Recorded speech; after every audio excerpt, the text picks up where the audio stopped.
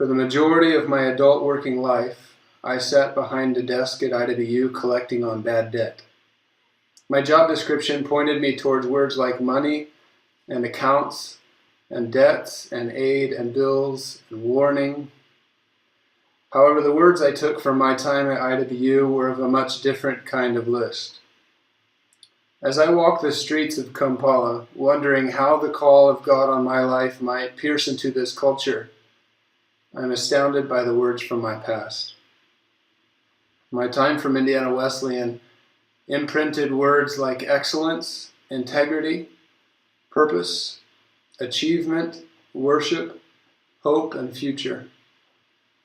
For every step I take in this red dirt, I recall a unique conversation in the halls and meeting rooms of our university, where the glory of God was the foundation of every accepted idea. I don't mean to paint an unrealistic picture. IWU is not perfect. I'm speaking this way because in the 6 months that we've lived in Uganda, I've been pushed back in my seat by a rapidly expanding worldview. In this place, I see men and women serving the Lord with every inch of their hearts. They have no books. The majority of the more fortunate have nothing past a mediocre high school education. Their best church leaders are first-generation Christians with almost no sense of church history or religious tradition any further back than 100 years. I look in their eyes and I see the face of Jesus Christ beaming. So I teach them something that I learned in a classroom on a Tuesday night in Indianapolis with 6 other adults who, like me, for various reasons, were making late efforts to earn their degree. We didn't know it, but we 6 were drowning in wealth. Not just food and money, but knowledge, history, and philosophy. Here, when I suggest pedagogy, I am drawing from our wealth. When I endorse or submit ideas concerning development, measures of success, thoughtful goal setting, practical application of doctrine, I am spending from riches that I was blind to. So I want to begin by thanking you for lining my spiritual pockets and for participating in my being equipped as a man wealthy in his ministry to the Lord and abundantly rich in the teaching of the gospel of Jesus Christ.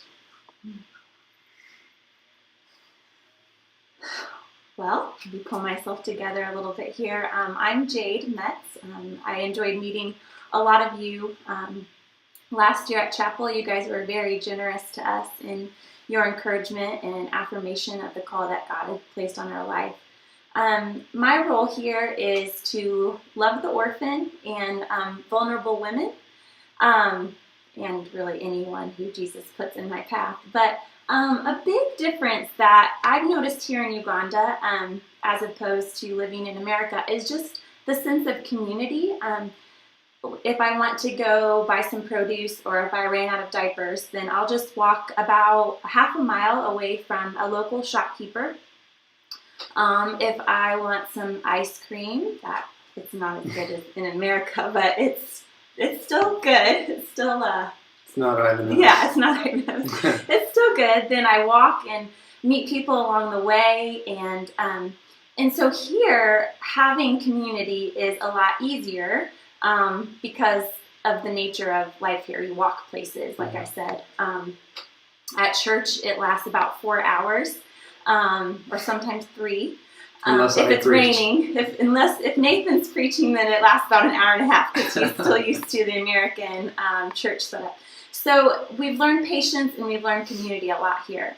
And so as I was thinking about this time that we were going to talk with you, I was thinking about how could I challenge you, maybe where you are, to think more about community. Because in America, unless it was a church activity or if it was something intentional on the schedule, I didn't have a lot of opportunities to speak encouragement and into people's lives and to talk about Jesus. Because you're driving in the car, everyone's in a rush at the Vine and Meyer.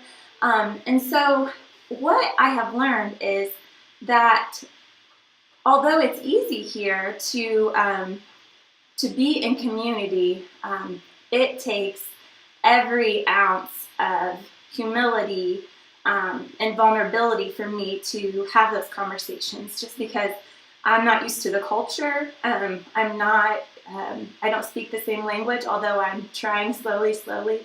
And so when I have these conversations, there's so many barriers that I have to just put myself out there. I laugh at myself. I fumble through my words, but I do it because God has placed a call on our life to love these people. And so I think today I just wanted to challenge you to be intentional about loving others where you're at, and just to put yourself out there. And maybe you'll fumble through your words. Nathan's dad was the director of communications at IWU for a really long time, and I believe he still works part-time online. And it's just amazing how many conversations you all have. When Nathan worked at IWU, he would tell me, how many conversations he'd have on the phone and just the things that people are going through. And so I just want to encourage you to love that person that God put on the phone, who you're talking to, who's going through a tough situation, and to be intentional, to be patient and kind to them, and not to underestimate the power of a conversation. Maybe because it's going to be spring, you could walk to work or walk to the gas station and pray that Jesus would just put someone in your path that you can love on, or really honestly take those opportunities to love on the shut-ins at your church, or whatever that is. I think you guys have it harder just because of the culture. Everyone is just so isolated, whereas here, I may have it easier in the cultural sense in community, but it's kind of scary to put yourself out there. So I praise Jesus that he helps me to laugh at myself, and that he's faithful to help me. So one of the things that I've really been fascinated with here, I think that there's a perception of Africa by Westerners that has them maybe almost pinned in a corner. And in our preparation to come, there were multiple comments and people, and even my own mindset that was that education is not important here, that they're behind, and that learning is going to be a real struggle. People that know me well know that I like reading and like thinking deeply, and I was asked questions like, do you think you're going to struggle with not being able to think deeply or study or learn with people that aren't at your level? I have been really just astonished at the hunger for education and for knowledge and for learning. The reservoir for new information, for new ideas is so deep here. And one of the great conversation starters is to talk to parents about school fees, because paying for their kids' school fees is it's on everybody's mind. So in coming here and thinking about what ways I can become involved, that was the first one. If I'm supposed to be a pastoral trainer and teach these pastors, then I want to know if they want to be trained. What kind of talent pool am I working with here, and where does their focus lie? So what I found was a group of people, most are young, the whole country is young, really, so even our elder leaders in the church are in their late 30s and early 40s. And so there's these generations of hungry learners with a very limited access to resources. So my goal early on was to capitalize on the potential of our pastors. So looking at them saying, let's just give them these 3 levels of education, of pastoral training curriculum, and if they can pass through that, then we'll pat them on the back and send them out to the churches. And I think that is working, and it's done some really amazing things. But what I've learned is some of our pastors can have a capacity far beyond what we've been able to give them. But I really felt that that's something that I want to tackle, is working with those pastors who are in our 3-level training program, and setting a high bar there, but then also addressing those pastors who have a much higher potential, whose capacity for further education goes far beyond what even they know to be possible.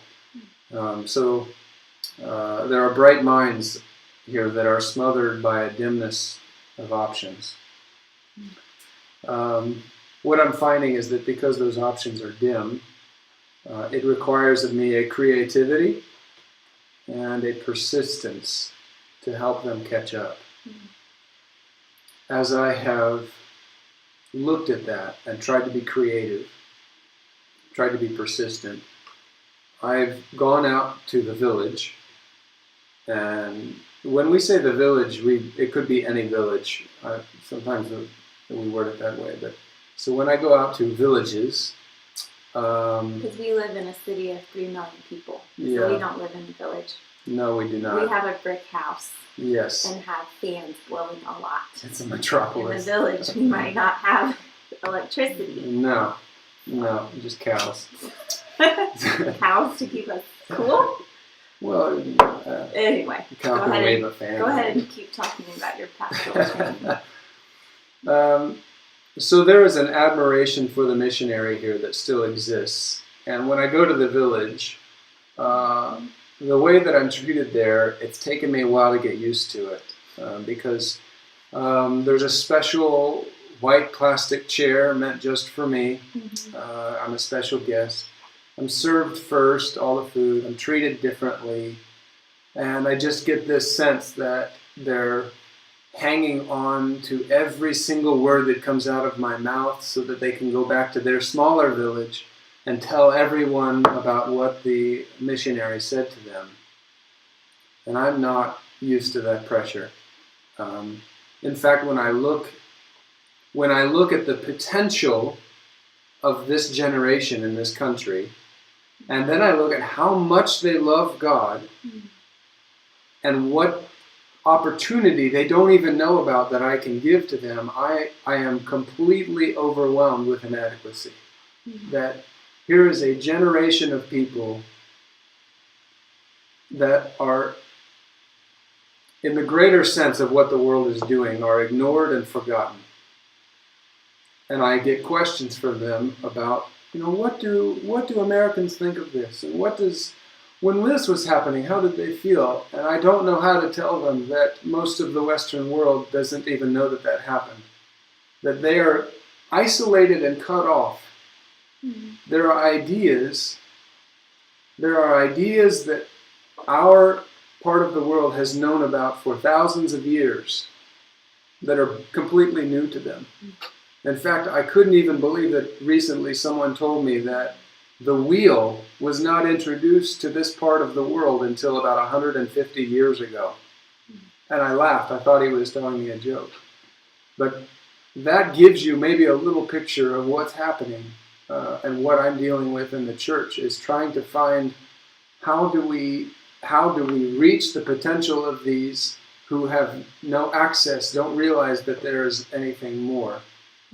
So I'm responding in a few ways. And all of these, when I say that I feel inadequate, it's of a humility understanding that if God suddenly decides to take himself out of this work, then the work is over. I don't have it in myself to do what needs to be done here. And every decision that I have to make, every response to a problem relies completely in his faithfulness, that he hasn't set me here to leave me here. But he brought me into an issue so that out of my mouth and out of my body he can say something to these people. And if he chooses not to, then nothing's going to be said. So I'm working to develop the existing curriculum. I've had some conversations with Paul Garbrick, and he had some really good ideas on, and I wrote down, create a pastoral pipeline. And maybe I've even added to that the pipeline should be a circle, so that you reach the end of that pipeline and you grab the hand of a new pastor and you walk him through the pipeline. So I want to make sure that there is some intentionality to their education. I want to cradle our talent, so find those young pastors who show a lot of potential. And I want to do what needs to be done, at least initially, to almost baby them through the process and show them, here's how it works, here's how you can receive education and learn, and here's how you apply that in daily life. Bring them into my life and let them see what I can show them through mentorship. And I want to set a very high bar for the church and nurture those who desire to reach it. I just jumped through my bullet points to make sure we have time. Do you want me to talk now? Yeah. Okay. Well, as you can hear in the shakiness of our voices and kind of the tears in our eyes that come when we talk about the Ugandans and our work here, it's very overwhelming, and it is a joy that Jesus has called us here to love these people. He's definitely tendered our heart towards these people. They're our family now. They come over to our house for dinner. They come and study the Word in our home and pray with them. And there's hardly a day that goes by that we're not around. Well, there's always a Ugandan around our house. And so there isn't a day that goes by that we don't wake up and realize our desperate need for Jesus. Yeah. And we just need Him to carry us. We're a family of 6 with 4 small kids, and God has just been so faithful. It has been a hard journey, just emotionally and getting used to the culture. But God has supplied for our every need, and in those hard days, He's teaching us to be more like Him, and sometimes that's painful. But we just pray that over these next 2 years, that on the other side of it, that pastors will know more about Jesus and know more about His Word, and that orphans will be hugged and loved on, and women will be comforted and given hope, and that through it all, our family will reflect more of Jesus than we did 2 years prior to that. And so we just beg you, really, to continue to pray for us. It is everything to us, and so continue to do that. And right now, our finances, we are so blessed. God has just blown our minds with our team, and we've had big needs while we've been here, and our support system back home has carried us and helped us. And so if you want to, if you feel like the Lord is calling you to come alongside us financially, it will actually kind of be a surplus. Just last month we had surplus, and we were able to give $1,000 to our pastoral training programs. And so one of our supporters just passed away, and one was having financial problems, and so they dropped off. But today we found out that there is a family who just God has been blessing, and they just decided to, I think it was over double their support. And so like when someone drops off, God is faithful to provide someone new. And so and the last way that possibly you would want to come alongside us is Nathan's big desire is to create a pastoral library for our pastors, so that when they come into Kampala, which is sometimes often, they can check out a book and just really get to know the Word and focus on an area of study that they're interested in. Just a couple weeks ago, a pastor was in our office for 4 hours just looking through our books. And so Renee Doyle there is going to pass out, or I think she maybe has some print-offs of some books that we would really love to see in our library here. If you would even want to slip in a card or a note of encouragement for that pastor, he would hang on every word, and it would be a really big blessing. So thank you for letting us spend this time with you. It's a joy to just kind of be around you in this setting. We sure do miss all of you. Yeah, thank you. We appreciate this opportunity. We don't see your faces, so the feedback is a little You all look so good. Oh, especially you. You look so good. Yes, nice shirt. Are you noticing that I'm wearing a sweater? It's in the 70s. It's freezing, people. I'm wearing a sweater today. Freezing in the 70s. Well, we have the windows shut too. So. I wanted, in closing, just a last thought. As we were leaving America, I told a lot of people to please think of the people that we are ministering to, that we're meeting, when we tell you a name, when we show you a picture. Think of them as your brother and your sister. Yes.